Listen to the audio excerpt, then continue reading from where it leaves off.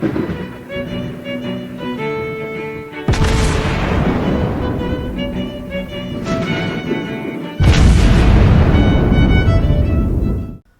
everyone, and welcome back to World of Warships Blitz with Terry. In the last update, the Kremlin, the tier 10 Soviet battleship, has received a legendary module. So I was curious because, as you might know, if you've seen me playing this before, I don't particularly like the Kremlin. Now, why don't I like the Kremlin? A couple of reasons. The guns are disappointing for the caliber, at least at long range. The range is disappointing for tier 10. And the reload is kind of disappointing. And the ship, while it is relatively well armored, given the proliferation of really, really high caliber guns and really high penetration guns, at the ranges where the guns would be effective, the armor doesn't hold up. So it sort of doesn't have a niche. It feels like it was meant to be somewhere. It was meant to be playing a little bit closer than the extremely long range like American battleship line, and a little bit further away than the Germans, which doesn't work particularly well. Anyway, there are more problems with the Kremlins, but these are the problems that are relevant to what we were going to talk about today, because the Kremlin has got a unique legendary module, which is quite interesting. So, what does it do? It is the armor structure modification, which increases the bow armor by 15%, it increases the deck armor by 15%, and it makes the main battery 15% less likely to be shot off. Which is good. So, is it good though? It sounds good on paper, right? Because if we're looking at the actual armor value, now the problem is we don't have an armor viewer. We know a couple of things from experience. So we definitely know that there's a bow section on a ship, which is everything from everything forward of the first turret, of the A turret, would probably count as the bow section. When everything in the center, between the A turret and the X turret in the rear here, would be the main belt armor on the side, and then there's a stern section that would also be separate. We also know that, or I'm relatively certain, that the superstructure has its own armor value. I am not 100% certain about the gun turrets. I'm going to have to check that at some point. But the deck armor obviously has its own armor value as well. How do we know that? Well, because that's what the module says. It increases the bow armor and the deck armor, and it wouldn't say that if there was no separate value of the deck armor for it to increase. Or at least if it wasn't, then that would be very, very unfortunately phrased. So, the problem obviously being we don't know how thick the armor is. What we do know is that it's a strange choice. Because generally, why would the bow armor matter? Well, mostly if somebody shoots at you with high caliber, like a battleship caliber guns, then they would target the center of your ship, because they're going to try and score a citadel, and they will try to usually go through the deck, because the shells are coming in from above, and generally the armor on the side of the ship around the main belt is just too thick for shells to get through, unless you're firing at really point blank range. And the deck armor obviously then being one of the interesting things that gets increased by 15%. What we don't know is how thick these armors are. The bow section is where a heavy cruiser or a super cruiser would oftentimes try to spam you, because if they can't get through the belt or on the side, then if they want to get guaranteed damage with armor piercing, the bow section would be something that would make sense for them, because they might be getting full penetrations there. So, does the increase of 15% on the bow and deck armor make any kind of noticeable difference? Well, the main battery survivability means I am actually throwing the main battery mod 2 in there, which I generally wouldn't recommend, because the turrets on the Kremlin have the tendency to die. And the main battery mod 2 reduces the main battery survivability by 25%. Presumably, and if we want to find a historical reason for that, because they are storing ammunition in the turret to get the reload down, to get them faster to reload, which is something the British were want to do at certain times until ships got blown up, and then they stopped doing that.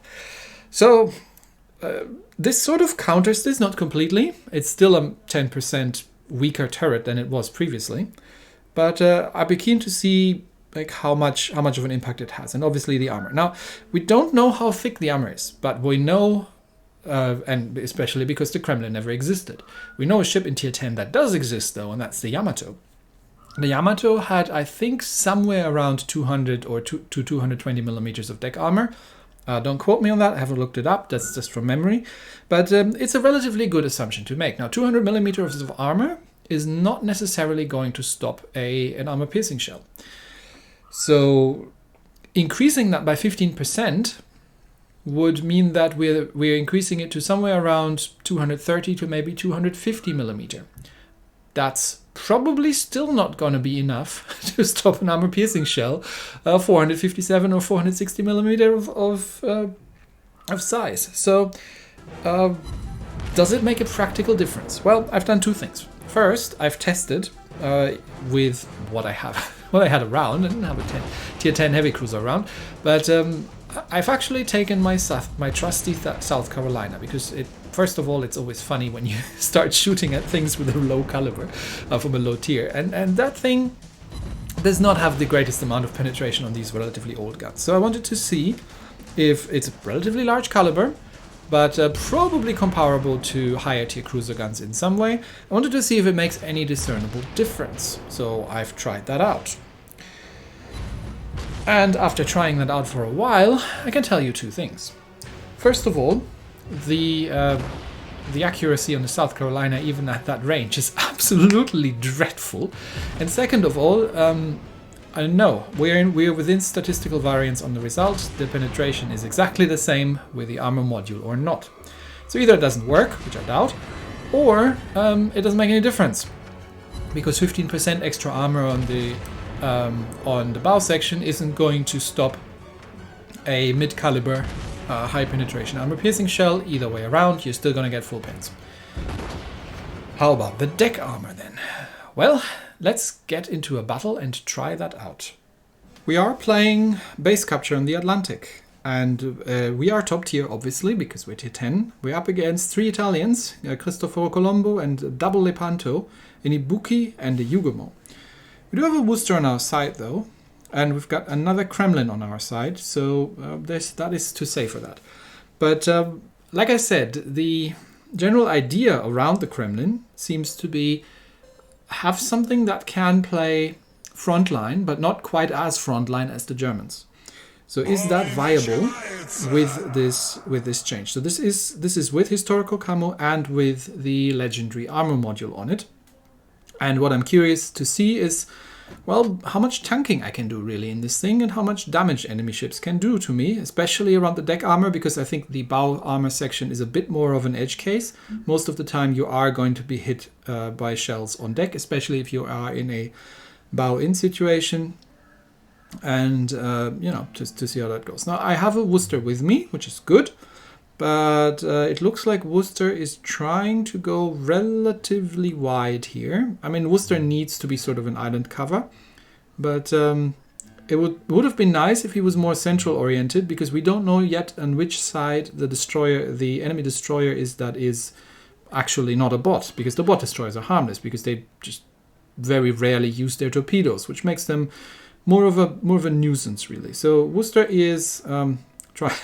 crossing my T here, trying very hard to get behind the island and take the left flank. All right, so far so good. We have found one of the destroyers, 2 of the destroyers actually. We don't know which ones they are, but we know that there's an Ibuki, and we know that one of the Italians is up there. So let's see what we can do against an Ibuki at an 11-kilometer range. I would call that almost mid-range, precise aim up.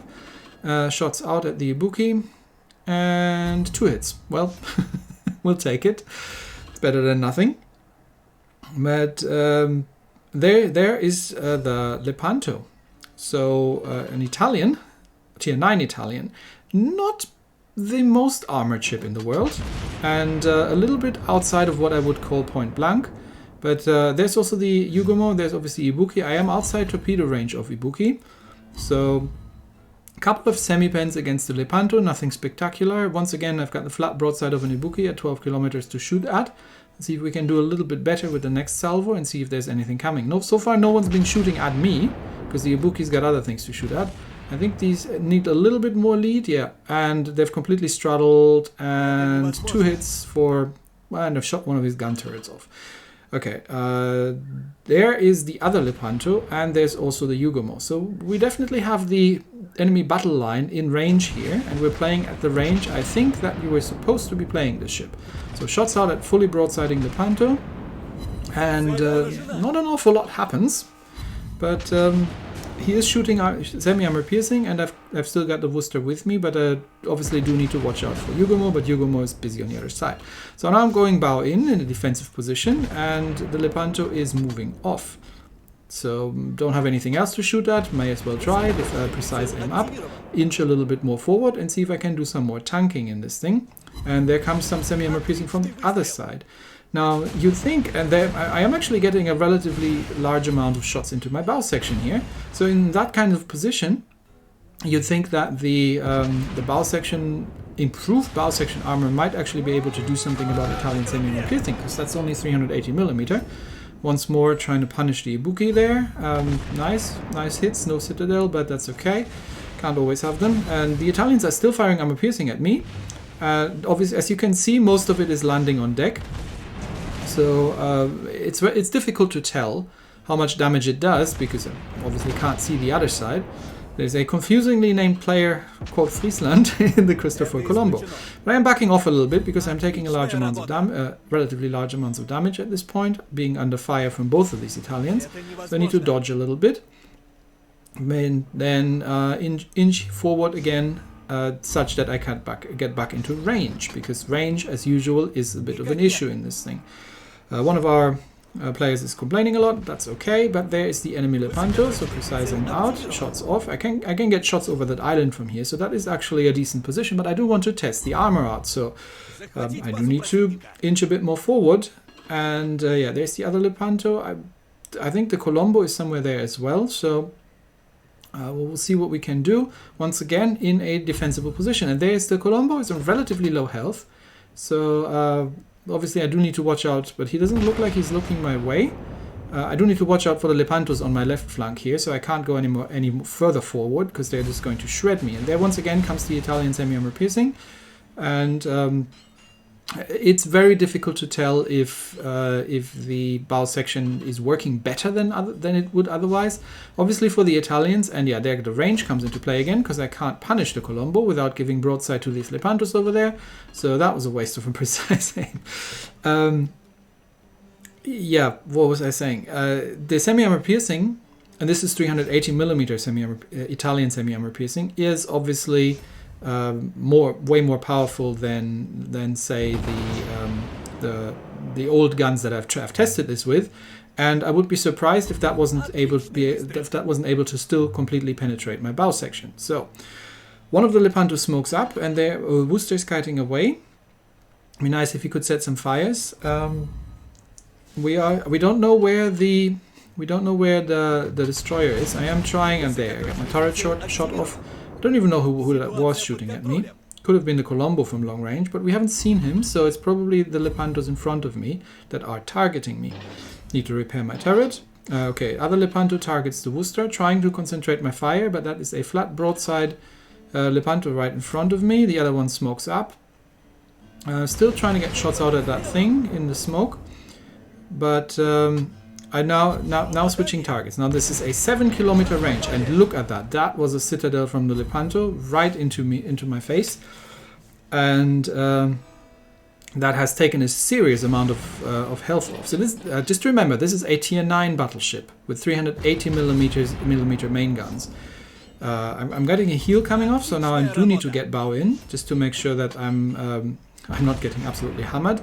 He switched to armor piercing, which makes sense, but has missed because I'm in reverse. And definitely at that range, there's the Colombo on my other side, so I have to stop reversing. There comes some semi-armor piercing from the other Lepanto, and another citadel with the semi-armor piercing, presumably through the deck armor. No, it doesn't. I'd say at this point, and I've played a couple more games, but my impression at this point is that no, it doesn't help. You may as well not have it. It's, if anything, it might help the enemy shell's arm a little bit better if you're not getting over penetrations. If you happen to be hit by large caliber fire into the bow section. And the deck armor also does not necessarily prevent anything. You still can't really use the reload module on the guns because you just get your turret shot off. Personally, I mean, okay, I don't like the Kremlin anyway. Let me put it that way. But if I did like the Kremlin, I wouldn't spend 250,000 free XP or 5,000 gold for that legendary module. I think there are better ones. And I just don't see that this relatively small percentage of increase on armor plating that isn't the strongest armor plating to begin with is going to make an awful lot of difference and does not, in my opinion, enable this ship to be played in the way that it's probably designed to. So once again, it's one of those ships where the enemy team has to let you get away with things. And as you can see, even Italian tier 9 battleships can absolutely wreck this thing. So yeah, there you go. Not a completely scientific test, but that is at least my impression after testing this thing. And I will not be testing it anymore because that means I have to play the Kremlin. I don't like playing the Kremlin. It's not fun to play the Kremlin, in my opinion. So that's also why I haven't tested the Conqueror anymore, because that would mean I have to play the Conqueror, which is equally not fun in my personal opinion. So I'll reserve that for another day. Anyway, that's it for me today. Thanks everybody, and I'll see you next time. Bye bye.